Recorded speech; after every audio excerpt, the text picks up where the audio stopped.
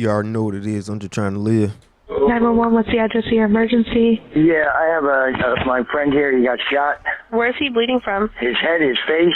Looks like he got shot in the back of the head and in the face. God damn! What the fuck? Typical Tuesday night. I knew this night was cursed. Somebody Did they tell you where he got shot through? Yeah. Right nostril came out back here. Walked 2 miles. Like, The was lying. The fuck? I don't know why. I would charge him now with this. When a 911 call reports an alleged shooting in Holly Hill, Florida, police officers are not prepared for the bizarre case that awaits them. In a desperate attempt to seek help, the victim reportedly walked over a mile to his friend's place after being shot in the head. While this astonishing feat leaves the Holly Hill Police Department facing myriad questions and confusion, they must also race against time to catch the suspect before he can escape. The suspect in question and all persons charged with a crime are presumed innocent unless and until proven guilty in a court of law. On a chilly night on January 17, 2024, officers are dispatched to a house at Harder Drive after receiving a 911 call from a panicked man about his friend being shot. 911, what's the address of your emergency? Yeah, I have my friend here. He got shot. Yeah, he just woke me up. I was sound asleep, and he just knocked on my door, and someone shot him. Yeah. Where's the person at? I don't know. He just came knocking on my door, ma'am. Can you get an ambulance here? Yeah, I'm going. Where's he bleeding from? His head, his face. It looks like he got shot in the back of the head and in the face. Are you able to get a clean, dry cloth and apply pressure to the areas he's bleeding from? Yeah, he's kind of bleeding all over. So, and whoa. You can't give him something or help him hold something on the bleeding to try to get under control? Yeah. Just get an ambulance here, please. Yeah, they're coming. They're on the way. These questions are slowing them down, okay? Okay. Oh my God. He's got his shirt all over his face and everything. Okay. As the friend continues to share more horrifying details, he reveals something that even leaves the dispatch operator baffled on the other line. But he knows the guy that shot him, so. Huh? He knows the guy that shot him. Okay. That's what he said. So What's his name? I don't know the guy's name. When the cops come, they can give him Can you ask him? Ambulance. What's the guy's name? Chris Hastings. Okay. By getting the shooter's name, the police already have a key to the case, something that they usually have to scramble to obtain. However, their immediate priority is to rescue the victim before time runs out. New dispatch message. Call type. Person shot. Harder Drive. As the officers rush to the location, expecting the worst, they are met with the most unbelievable sight. You want to come out here? Yeah. What the fuck? Is anybody else here? My old lady. Your old lady? Okay. Oh. You got a phone? The guy shot me. Where at? I don't know, my shoulder, my head, my face. Okay. Why don't you go ahead and have a seat for me? Can we pull a chair out? He got shot in the back of the head and on the side of the face. Can you pull a chair out for I me? walked all the way from Columbus. Do you know who it was? Chris Hastings. How do you know Chris? Have a seat. Miraculously, the 44-year-old victim has not only managed to somehow survive the savage attack, but he's conscious enough to share more astounding details from the incident despite his indescribable pain. Damn. So this happened just now? Yeah. How did you get down here? I walked. You walked from Florida? According to the victim's account, the shooter is 33-year-old Christopher Hastings, a resident of Ormond Beach. Police records further state that Hastings has a history of being arrested for domestic battery and the possession of substances in the past. As the night unfolds, police will soon uncover the truth behind Hastings allegedly shooting someone. But just as the officers are listening to the horrific account of the victim, one of them makes a stark observation that completely changes the trajectory of the case. I don't think it's It's not. No, you weren't shot, but No. I don't think. I mean, anything's possible. It was like a stun gun. It was like a big. Oh my God! It hurt. Looks like something in here because it's kind of stunned like that. Yeah, we'll have to let them do it. As the night progresses, officers will find out that they have been wrong in their observations. Where does Chris Hastings live at? I don't know. He stays with a guy named Alex on Woolwich. So were you at his house, or where did this happen? I mean, were you in the yard, or did it happen while you were walking down the street? Just walking in. bike. Is that what you said? What? Chris Hastings, yes. That's our suspect. My bike. Yeah, they're trying to confirm it. 21 Central, let's confirm it. That's he's saying it was. Was he driving that car or anything? No, he was on the street. Was he on a bike? Was he walking? No, he was on the street. Just standing on the street. Okay. You sure it was Flomish and not Cali Grande? No, it was Polish. Okay. On foot? Yeah, you want to go up there and...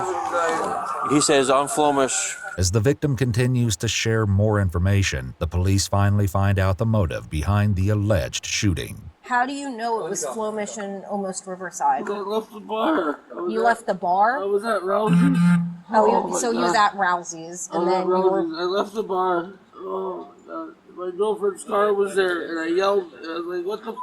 You know, 'cause my girlfriend was there. Officers would eventually find out that the victim and Hastings got into an argument at a friend's place by Riverside that eventually led to Hastings allegedly shooting him, a detail that they're still struggling to confirm when medics arrive. Yeah, he's saying that. I don't know.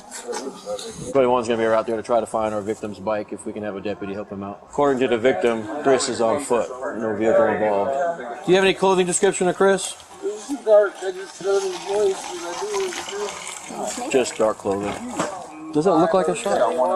84 on the pole, 99 room area. You got that? 84 on the pole. Is it exit room, you think? 125 room. Despite collecting substantial information on the case, the question of the victim's cause of injury continues to dominate all conversations. As the officer goes on to record an official statement from the friend, one of the other officers manages to locate Chris Hastings in their system's records and shares accurate details about his description. 14, he's a heavyset white male with a goatee, dark hair, kind of balding.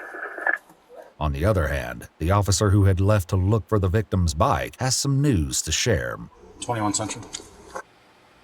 I'm out with the bike at 108 Flumich. If I can get another car to block off the western side of Flumich a little bit.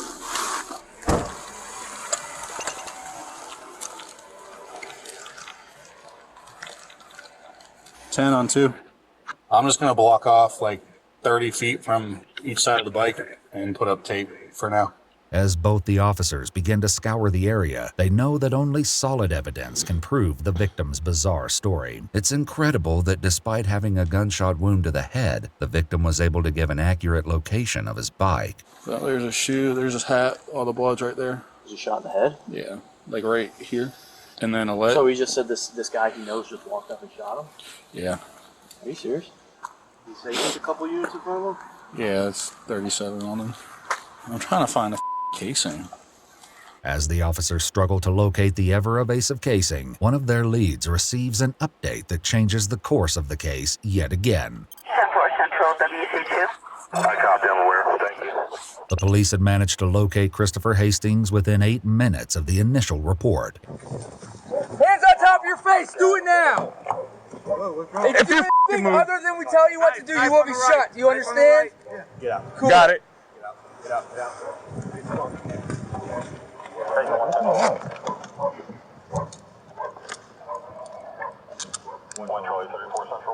Man, that's what it is. Hastings is found only 2.2 miles away from the crime scene after driving past a license plate reader. However, he claimed to have an alibi and was heard saying, quote, "I just got back from Orlando not too long ago, maybe half an hour ago." The need to locate solid evidence against Hastings grows twofold, and the lead officer immediately coordinates with the team near the victim's bike. Are you there with the bike? That's supposed to be the scene if we can hold that down. I am. Yeah, we got both sides blocked off. I've been looking for a casing. I haven't seen nothing. As the officers on the crime scene continue to clamor for any leads, a man approaches them, and what he has to share sends a chill down their spine. Stay over there, please. What's up? You're good. You're not in any kind of danger or anything like that. I was actually considering calling you guys about maybe, 45 minutes ago. I live right here. Did you hear something? I heard voices. Was it like a yelling? Like a yelling, and then, believe it or not, I heard what could have been a shot. Okay. And something hit my house. It hit your house? Yes, but I mean it's dark, so I can't right here. Just how many shots do you think you heard? Just one. Mm-hmm. Okay. Given the gravity of what the witness had just told them, the officer immediately informs others on the team about it. Plumage is advising that they heard a gunshot and something hit their house about 45 minutes ago. But despite the witness's account, one of the officers is still feeling perplexed about the incident. It's cold. So that pretty much confirms that he was shot. It didn't really look like it because it's like right here. Yeah. You know how like the paper tears? Yeah. That's what it looked like. So it could have been like somebody whacked him with something. I mean, yeah. It's all hill. Come on. That's a typical Tuesday night. I knew this night was cursed. I had 3 reports in the first 2 hours. Ugh. What this officer doesn't know yet is that one piece of evidence at the location of the arrest is about to lift this curse. There it is. It's all confirmed. Looking like it. Oh, I didn't see that. Yeah, that's right. I saw the knife handle. And it had to be a small caliber because it went through and it came out his face. So What, 22? it went in here and out here, right his nose. But he's talking. That's fucked up. He's That's drunk. the important parts. Yeah, apparently. So I figured it had to be a small caliber. All right, cool. Yeah, it's almost like police work happening here. Having found the firearm used for the alleged shooting, the lead speaks with the officers at the crime scene immediately. It's small caliber revolver. We're not touching it though. Yeah, you're not gonna find one with a revolver. Any blood would be interesting though. He said it was right next to where his bike was, maybe across the street from the bike. The lead officer receives an update that crushes all of their doubts about the victim's injuries. Through the right side of his nose and exit out through the back of his skull, and then his wife is here. I mean, we're not going to let her come back until she's out of for now, but it's going to be a little bit before. Okay. There's a detective en route to you. So if you figure out what room you're in, if you let me know. At the other location, just as the officers begin to secure the area, they're met with an unforeseen complication that threatens to contaminate the entire crime scene. Trapped.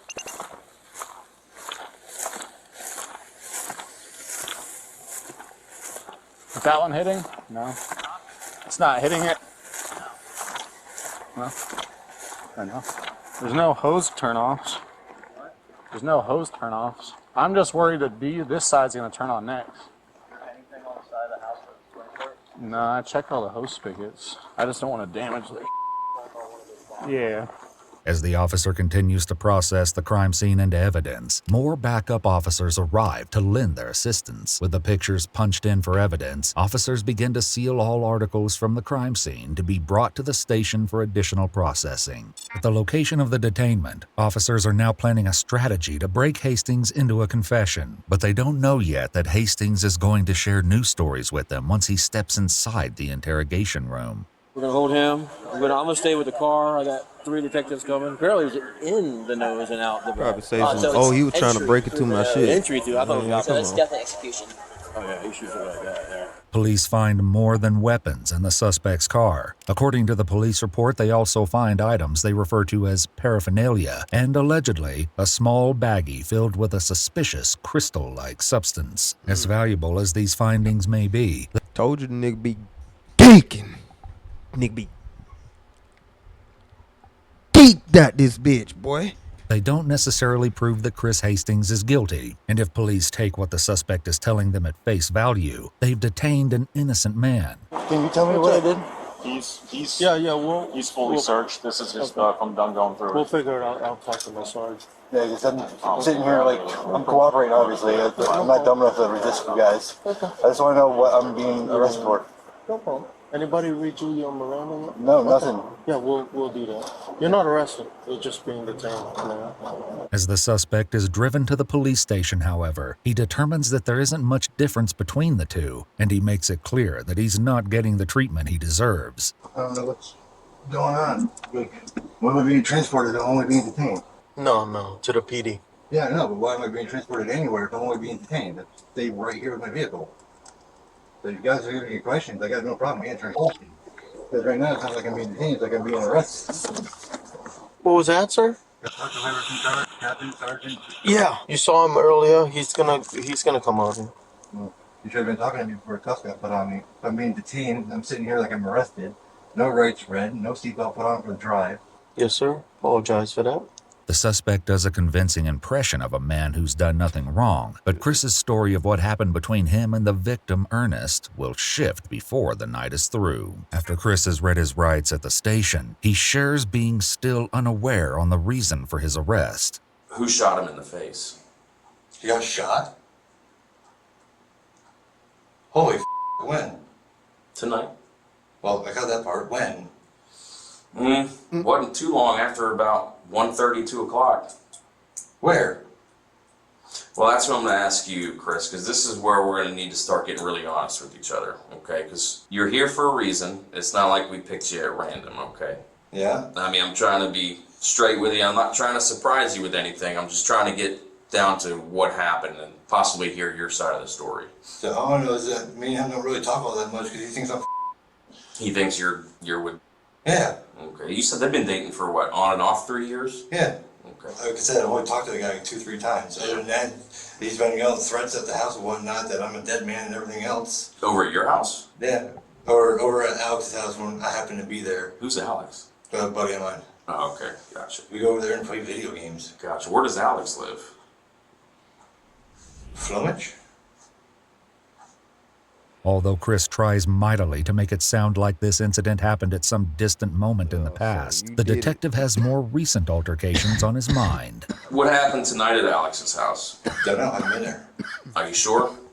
I haven't been to town. I got back from Orlando and started doing Ubers again and whatnot, and all of a sudden I stopped. All right.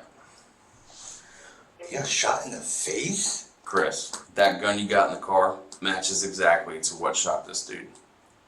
That's why I'm asking you about it. It might be an old piece of crap. Yeah, I don't fire that gun. I don't fire any guns. But that's the gun that got him. And it happened probably at Alex's house, because right there on Flowers. Come on now, you got a gun, but you don't use it. There's cameras all over that neighborhood, dude. Okay. A witness saw it. Ernest has already told us what's going on.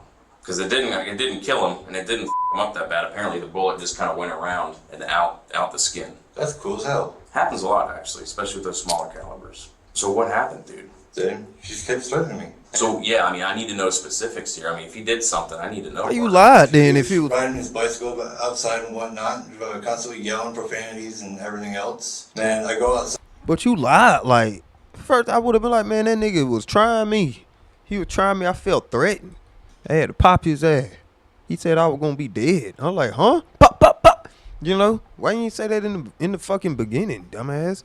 But guess what? He finna get fucked up now. I try to, like, go away. Like, you're not allowed here. For sure. And he takes off, and he comes back like 20 minutes later. What time did he first show up there? Attempted murder. He just showed up to grab a quick bite to eat, and I was about to head back out the door again. Gotcha.